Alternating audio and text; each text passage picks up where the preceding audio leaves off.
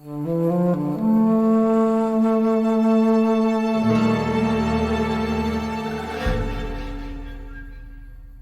was the opening of Naughty Dog's Uncharted: Drake's Fortune, which first released on the PlayStation 3 back in 2007. It's now been over 15 years since this game came out for the first time. A 16-year-old game when Uncharted first released on the PS3 was Super Mario World and the SNES, and the gaming industry had come so far in just almost 20 years. Regardless, I'm a big fan of Uncharted. This year actually marks 10 years since I first played the trilogy on PlayStation 3 in 2013, a story I will no doubt get into before the video is over. Since it's been a while since I last played any of these games, I thought it was finally time to do an in-depth retrospective on all 6 games, including the Vita one. Like I said, Uncharted was developed by Naughty Dog, who is definitely one of my favorite developers in the gaming industry. Myself being one of their fans who loves all of their core PlayStation IPs. I covered the Jak and Daxter series in depth last summer if you want to get caught up on that, and I did a compilation cut of those videos a few months ago, and the response to that has been incredibly positive, and I can't thank everyone enough for that. But I'm getting off topic. Since Naughty Dog is a developer I'm such a big fan of, it makes sense to begin this video with one central question: how did Uncharted come to be? Well, strap in, because the answer for that is a little long. To make sure you're up to speed, in the mid to late 90s, Naughty Dog gained huge success with the Crash Bandicoot games and the PlayStation 1. The series sold millions of units worldwide and became the de facto PlayStation mascot. Naughty Dog felt like the leap to the PS2 was their opportunity to work directly with Sony instead of working with Sony through the publisher Universal, which they did for Crash. So they had to move on from that series on PlayStation 2 and needed a new franchise, so they created Jak and Daxter: The Precursor Legacy, a landmark game in the early PS2 days that broke new ground in animation and world design. However, Jak did not set the world on fire like Crash did, and you can come up with a bunch of reasons as to why that is. However, I personally don't blame the game itself like it seems some do. I think it just boils down to the fact that the early 2000s marked the biggest shift in video game demographics that the industry had ever seen, as adult gamers were now a large portion of the market, and tailoring games to this market became the most profitable strategy. Jak and Daxter was behind on that front. What Naughty Dog did was radically shift the Jak franchise in its sequel, Jak 2. Today, people seem mixed on that game, but it's absolutely one of my favorites. Go see the previous videos to find out all about it. Jak 2 continued breaking new ground in animation and world design, but still had issues when it came to sales. Every Jak game was a hit in North America and Europe, just not a mega hit. But in Japan, Jak 2 sold poorly enough that Jak 3 and Jak X didn't release in Japan at all. I'm telling you this because of the fact that it's all connected when telling the story of how Naughty Dog created Uncharted. By the time the team was working on Jak 3 and had early PlayStation 3 development kits to toy around with on the side, it was pretty clear to the entire studio that they were going to keep Jak and Daxter going for the remainder of the PS2 era, but on PlayStation 3, they were going to create a game that was more along the lines of what the mainstream industry wanted to see, a realistic-looking shooter starring human beings. That much was known before the game had a single thing done for it. On the one hand, their goal was simple, but it was definitely trouble in paradise while the game was actively in development. Let's start with the fact that the PlayStation 3 was an absolute beast. Released in 2006, it was ahead of its time with its using Blu-ray discs as its optical storage medium, its HDMI support, and the fact that it played almost every single game from PlayStation 1 and 2 alongside the fancy new HD games. Sold for a hefty price, but the PS3 from a consumer standpoint and the effect it had on Sony and the developers can wait for the Uncharted 2 video. The PS3 being a beast was a challenge for every developer, but for Naughty Dog it was definitely so because of the fact they had to make an HD game for the first time and a new genre from what they were used to, but also had to deal with learning new programming language because on PlayStation 1 and 2, ND had used the hardware in unorthodox ways and had their own custom programming language spearheaded by Andy Gavin. With the PS3, all that wasn't going to work anymore, so they had to switch to the industry standard C++ programming. Speaking of Andy Gavin, though, this was also the first big game with the new Naughty Dog. The company was founded by Andy Gavin and Jason Rubin. The duo grew their team throughout the Crash era and even more so during the Jak era. But an internal shift was coming for a long time. I went into this during the videos on Jak 3 and Jak X. The gist of it was that the studio's founders worked to the bone from the development of Crash 1 all the way to Jak 2 and felt it was time for them to explore new opportunities and take some needed time off. During the development of Jak 3, the goal was to transition the studio from old leadership to new. The new game was directed by Amy Hennig, who served as the game director on Jak 3 as well, to my surprise.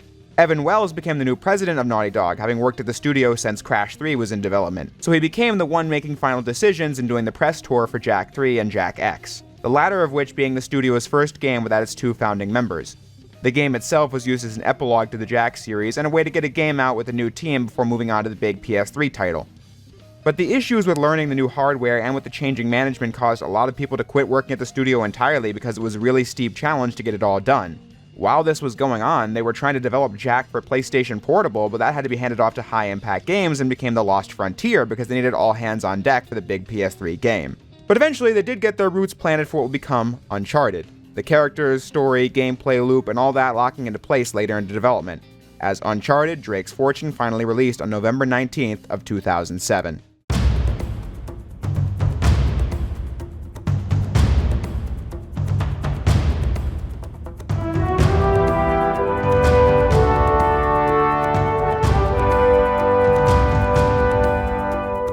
I tell that whole story because of the fact that I think it's really interesting to learn that some of our favorite and some of the most impactful games in the industry had trouble when they were being worked on. Uncharted didn't just appear out of nowhere fully formed. A team of people working hard on it brought the game to life. Understanding their intentions with the work can lead to a better understanding of that work. This goes for games considered good and bad, I might add. Nobody sets out to do a bad job, but while in development it can be hard to see which direction you're even going in, hence why a lot of people walked out on this one. It's a miracle that a lot of the best games come out the way they do. But anyway, I've been talking about what it is they wanted to achieve with this game, which begs the question, what kind of game is it?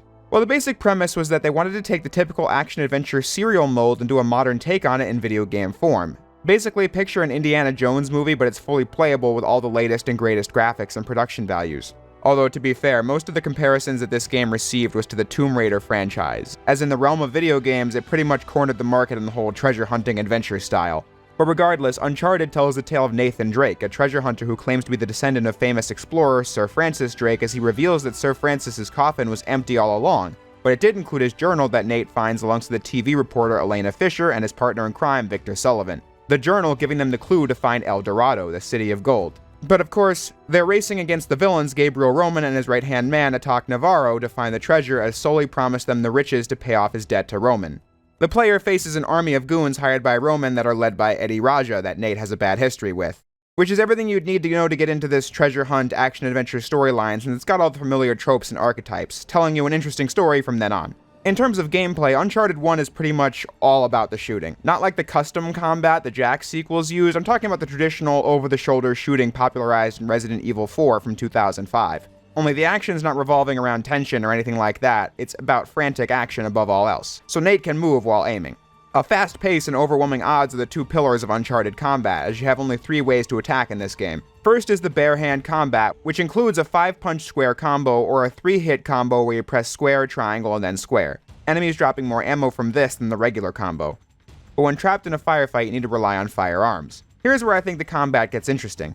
In pretty much every other action shooter I've played, the player will get different weapons that suit different situations, but you can switch between them on a moment's notice either with some kind of a quick swap or a menu. Handguns are good all-around choices, shotguns are effective with close-range crowds, grenades for long-range crowds, snipers for distance, some kind of machine gun or two-handed weapon for doing a lot of damage quickly, that sort of dynamic. In Uncharted, you get all those weapon types, but you can only carry 3 weapons at a time. 1 handgun, 1 two-handed gun, and up to 4 grenades.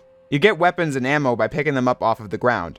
If you're currently carrying a shotgun but find a sniper and you know you'll need it, then you have to leave the shotgun behind. This system creates a lot of on-the-fly decision-making based on analyzing the current combat situation and what your needs are going to be for getting through it. Finding a new weapon while I still have one makes me fear wasting the ammo I have left, so I'll either stick to the current loadout or take a gamble on a new one, hoping it's useful in the next encounter. You have to make choices like, well, this Magnum only has 6 shots, but if I land them all, then the enemies will instantly be taken out. But if I keep my handgun, then I'll have over 30 shots left, so that creates more room for error in those shots. And if you're a terrible shot like me, you'll often find that useful. It might sound odd that you just pick up and swap items out like this, but I think it creates a compelling formula for combat, making you appreciate the different weapons you find, like the micro submachine gun. It's a lot of fun to use, and it's got a fast rate of fire and has a high magazine capacity. But you'll only get it when you come across it or an enemy drops it, so when you see it, you're pretty happy. Besides that, the game features all the basic cover shooting mechanics you'd expect, like, well, what I just said. Since enemies are shooting back at you, the dynamic of the game is finding cover and revealing yourself when you get the chance to make a shot and using one of the buttons to change which shoulder the camera is focused on to get a different angle. The game does not use a health bar at all. Instead, the more damage you take causes the screen to go black and white, and it will be fully that way once you die. But behind cover, your health will slowly regain and the color will return to the game. You can't camp out though, because enemies will throw grenades at you if you sit behind cover for too long. While all of that is simple in concept, I think some of the mechanics in this game are kind of janky. For example, changing cover was remarkably awkward in this game. You get behind cover by pressing the circle button when near it, but when you need to move away from cover, you press the circle button again, which just leaves you open for damage. You can alleviate this on the edge of said cover by moving up on the stick and pressing circle to do a sharp turn from cover, which is a little better, but still. Just going out in the open like that just makes it so enemies can get free hits in on you, which never felt that great. I also felt like there wasn't a great setting for aiming. By default, the sensitivity is set to where I felt like the crosshairs moved too quickly for me to do accurate shots, but when lowering the sensitivity slider in the menu, I thought it was too slow, which led to me taking damage. I didn't feel like there was a good middle ground in this game, but I went with the slower one anyway and had a good time. I was actually kind of afraid of going back to this game for the video because I wanted to enjoy it, but I remember my last time playing the game a few years back and how I felt that the game was jankier than I remembered from the first playthrough. While today, I do still think it has janky elements that come from it being the first in the series, I'd say it still holds up pretty well. Especially if you, like me and pretty much everyone else playing the game today, chose to play the version on PS4 or PS5. The remastered version of Uncharted 1 removed all the 6-axis gimmicks from the PS3 original, Sony's half-hearted attempt at motion controls in the PS3 controller that many of its early games used. Uncharted using it for aiming grenades and for balancing on beams. Could have been worse, but this is not a setting you can change and it's pretty awkward. The PS4 version has aiming grenades work like any other game with standard controls and balancing on beams in the same vein, and that's helpful for the game's total playability. I actually use grenades in combat way more than I ever did back on PS3 as a result, which, as I said, from moment one I thought the game was engaging in combat. There are a lot of enemies in Uncharted, and so that keeps you in the action at all times, trying to get hits in on enemies that are coming from above and from all different directions on the ground. I played on the normal difficulty and was honestly kind of surprised at just how much I was scrambling from cover to cover and desperately trying to get the better of every situation. But it's tough because there are a lot of ways to die in Uncharted. I was dying pretty regularly as the enemies are overwhelming, and most of the time that felt pretty fair. I'd say about 20% of that though did seem pretty ridiculous, like this one part in between jet ski segments where you have to fight a guy shooting at you from above and from the left and in front of you, all the while hiding behind destructible cover. That part was a madhouse. Also, while I was on the jet ski, it was unfair how you needed to aim at these enemies and explosive barrels, but doing so leaves you totally exposed to enemies blasting at you from every angle. But like I said, most of the time, I felt like the difficulty balancing in Uncharted was pretty fair. And before I move on, I have to mention the fact that there was this one part where I died in this cavern, and then Nate just turned to stone after getting killed. Anyway, dying in this playthrough regularly came from the fact that I didn't remember what I was supposed to be doing, like how I kept climbing down this pipe since I forgot you were supposed to go up. Despite not remembering every in and out of the game, what I do remember is being completely hooked on this game 10 years ago. I was just describing basic mechanics like ducking behind cover or regaining health, which seems obvious since a lot of games function like that, but thinking about them in Uncharted just hits different for me because this was the first game I had ever played that was like it. To give that backstory, prior to 2013, pretty much every game I played was a kiddie platformer, or was one at some point. Or was some licensed game, or Lego game, or whatever the heck. The most realistic games I had played prior to Uncharted were the Batman Arkham games, which were only realistic in graphics. There were about 4 franchises I'd consider myself a major fan of at this point in my life. I've gone into this in previous videos, but as a silly kid, I had a bone to pick with realistic games that were dominating the market on the PS3 compared to the cartoonier ones that were on the PS2. It was frustrating to see Naughty Dog not do Jack, and for Sucker Punch to not do Sly in favor of games I deemed weren't as good. Very well-reasoned stuff, obviously. I'm not sure why, but it was after the release of Sly 4 in 2013 when I had decided that I was time to expand my horizons. At one point, I just thought, you know what? I'm gonna play some games I haven't played before. One of them I covered a couple years ago.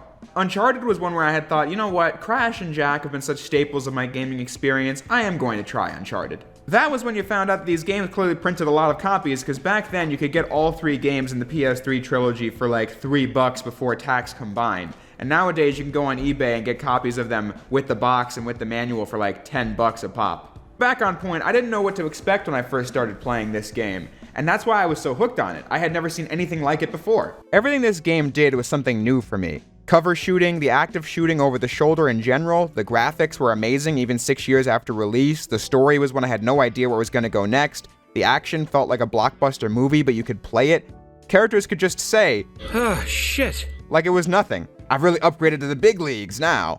Uncharted 1 is always going to hold a special place in my mind because of that impact, that feeling of playing it for the first time that I won't ever forget. This is part of the fun when playing it now. It's interesting to go back to a game you haven't played in years that you used to be obsessed with because you'll be going in largely blind, only remembering broad strokes and bits and pieces. But despite that, when you reach certain moments, you're like, hey, I remember this part. Wasn't there something with like a car getting into the water and being turned into a platform?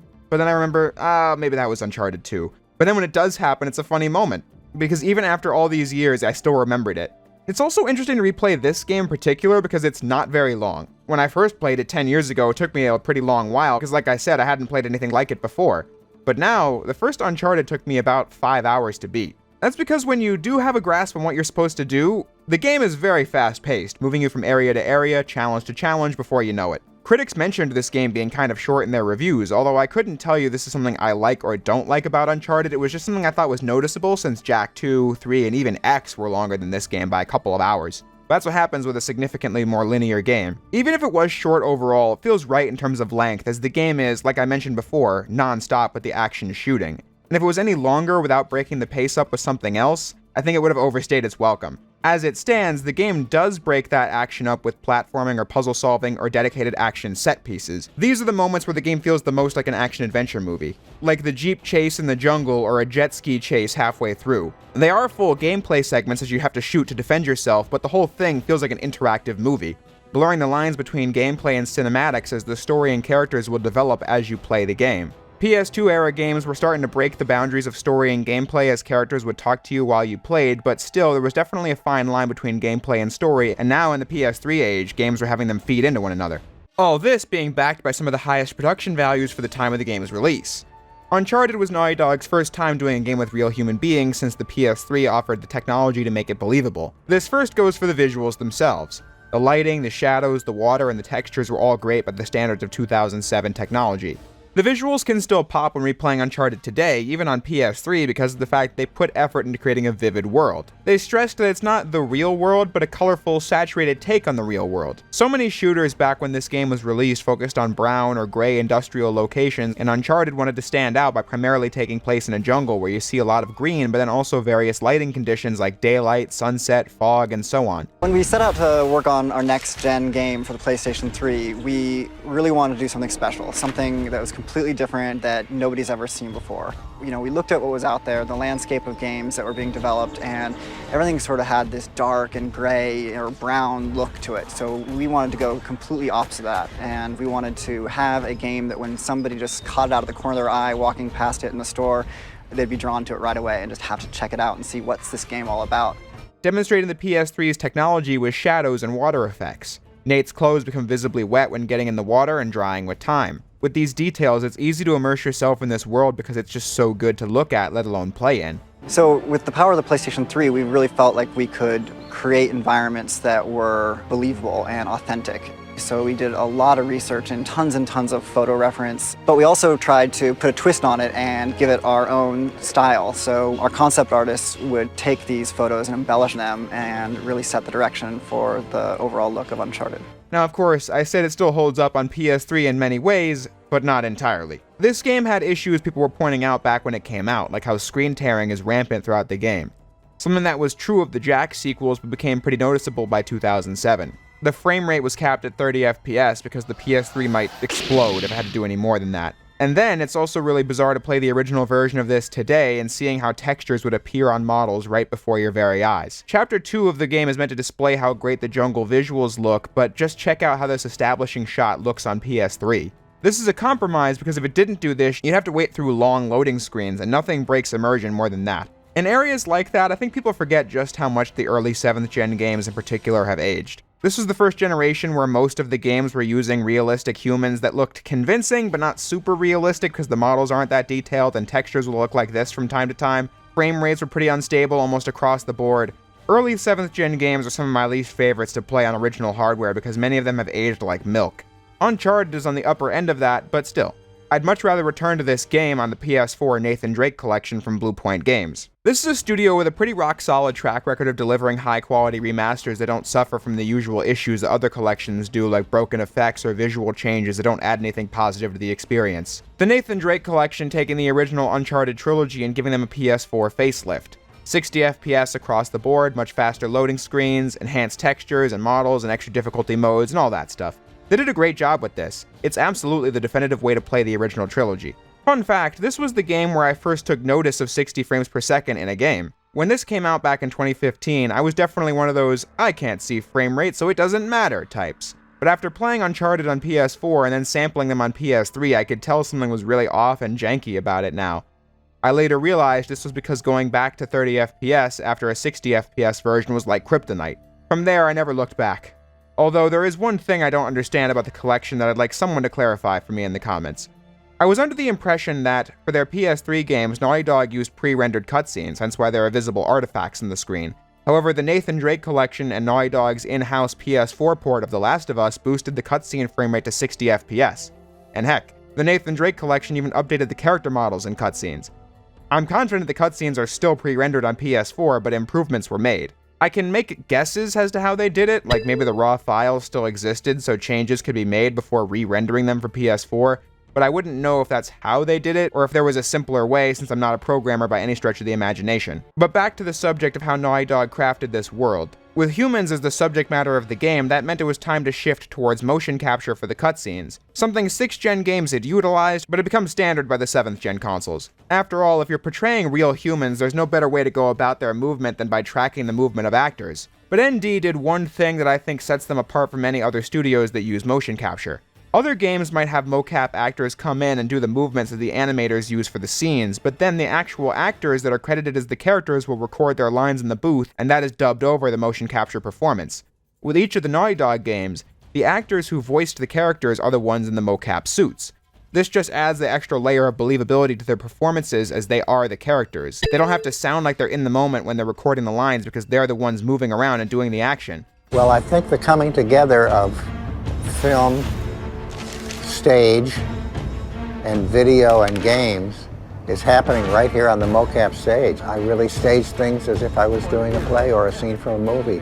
I don't even think the story of Uncharted is that mind-blowing on its own. I mean, on my first playthrough I was hooked because, as I said, I hadn't seen anything like it. When Sully gets shot in Chapter 3, I thought he was going to be dead. I didn't know if he was in the sequels or not, so I was just going along with it. I was also surprised when he was revealed to be alive, and then relieved when it turned out he was captured, not in league with the bad guys. My lack of familiarity with genre tropes made everything feel fresh. But my point was that the actual plot of the game isn't that mind-blowing when I play it now. For most of its runtime, it's a pretty straightforward race to the treasure with Nate and Elena, and then Sully again about halfway through. But it is still compelling because of the fact that the characters are so well written and fun to watch. Shouldn't we call the authorities or something? Yeah, that'd be a great idea, but we don't exactly have a permit to be here. What? Yeah, so unless you want to end up in a Panamanian jail, we should probably handle this ourselves. But what's worse? You obviously haven't been in a Panamanian jail. Do you know how to use one of these? All right, Nate, just pretend for a minute that I don't really care about any of that stuff and cut to the chase, would you? Man only interested in the climax. You must be a real hit with the ladies. Never had any complaints. Oof, what a way to go. Yeah, sounds terrible. Check his wallet. And are given enough layers to be relatable that the writing is elevated because of that. Nate doesn't feel like the type of action hero who can handle any situation. He feels like a guy in a t-shirt thrown into impossible situations who always comes out on top, which is what they were going for with his character, and that makes him rootable. Well, in cutscenes anyway. In gameplay, just obliterate enemies en masse like it's nothing, but let's just ignore that. Elena not having any combat skills, but a real curiosity for history and architecture, being the thing that drives her to want to see this thing through to the end. And what makes it convincing that she and Nate would fall for each other by the end, since they're characterized in a similar fashion. But the most important thing is that the performances of Nolan North, Emily Rose, and Richard McGonigal as Nate, Elena, and Sully respectively were so good and definitive that it further adds to that engagement. Plus, the cutscenes are well staged and directed too. So the game is fun at its core, the writing is good, the visuals are great, and the characters are compelling. The formula for a really strong game. All those things carry you through some of the non-shooting related issues I have with Uncharted, like the platforming. Uncharted is made up of shooting and climbing. The gunplay in this game is surprisingly intense, and that becomes more surprising when you get into the platforming content. It's not bad or broken, but it's incredibly basic. Nate will shimmy across beams with the analog stick, and when you get to the end of one, you point the stick towards the next one. Press X, and Nate will cling onto that foothold, beam, or rope. That's all that goes into it. I'm not the type who's super upset about this trope, but it is a weird mismatch between game components since the platforming almost completely lacks that sense of danger. They do a good job with scale and scope, but are mechanically simplistic to a detrimental point. I don't know how realistic this would be, but perhaps you could make it so that the player has to time button presses for when Nate was going to grab onto something? Maybe that would overcomplicate it in situations where you have to act fast, but in that case, maybe you would just have to move faster or the platform will crumble sooner. There are crumbling platforms in this game, but you never feel worried about it while playing. So when platforming does come up, it feels boring and mundane compared to the action. The puzzle solving has a similar issue.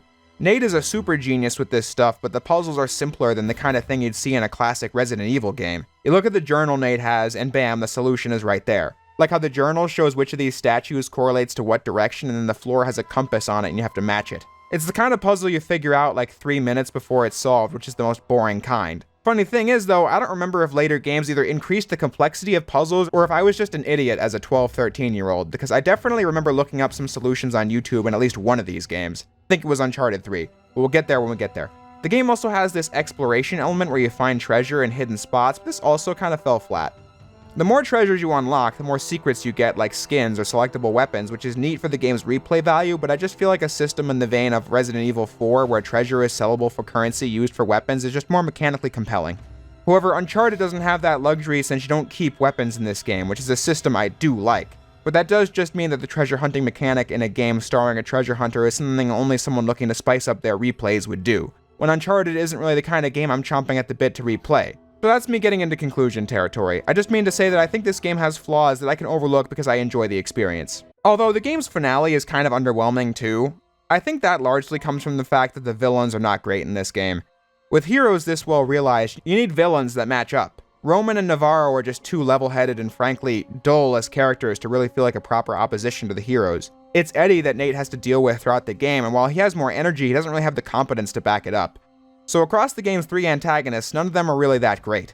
So defeating Navarro, who betrays and kills Roman, doesn't feel like a huge accomplishment because you don't really care about the villains in this game. And I also feel like the end game gets kind of confusing. For most of the game, you're a guy fighting other humans, but then right at the end of the game, zombies dive out of this pit. The reveal is that El Dorado isn't a city, it's a single golden statue, and inside of it there are these spore things that turn people into monsters. Sir Francis had actually died hundreds of years ago trying to make sure the statue couldn't leave the island. Then the Germans had a special interest in this back in World War II, which explains the wrecked U-boats seen during the game, but they never got the statue off the island either as they were exposed to the whatever it is. See, I'm understanding of what's going on, and it was foreshadowed that there was a powerful unnatural force at work during the story, but it doesn't really get explained much besides it being like a magic curse, and thus it comes off as out of left field when you're playing the game. However, to give credit where it's due, on my first playthrough I was absolutely terrified of this part where Nate goes underground by himself with these monsters around every corner. Looking back on it, the amount of scary games I had played before this was limited to like Arkham Asylum and Sly 2's Castle levels.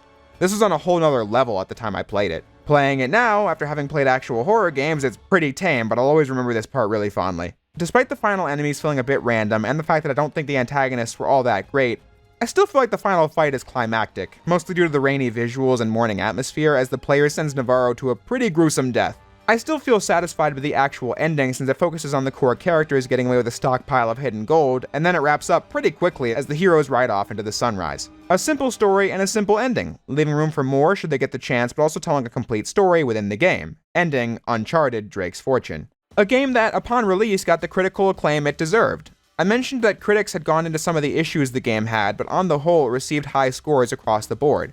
Outlets not dropping below the 80% mark when assessing the game for all the reasons I've gone into. It's very impressive from a technological point of view and provides consistent entertainment from start to finish. The game was also a commercial hit too, selling over 2.5 million units in just 2 years.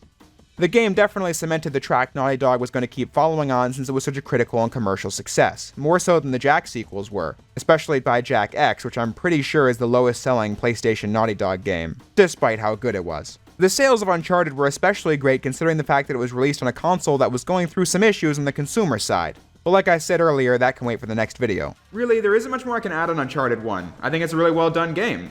It's certainly not the greatest game of all time, nor is it one I'd consider revisiting on the regular, but it is the kind of game where you finish it and you're like, yeah, that was good. I really enjoyed that. And I can see myself going back to it in a couple years and enjoying it just as much. For a game that's almost 20 years old and in a genre that has seen a plethora of improvement since 2007, I think it's fun. It hit every beat it intended to and left room for a really great sequel. Which is, of course, the subject of the next video, Uncharted 2 Among Thieves. I also haven't played this in years, but I remember it fondly as the best game in the series, besides Uncharted 4, which I also haven't played since it came out, but that's neither here nor there. How will Naughty Dog continue to improve the technical elements of Uncharted alongside the gameplay and storytelling? Well, that's the story for the next video, so I hope you all look forward to seeing that. In the meantime, I'll say what I always do. Thank you all for watching, and I'll see you next time.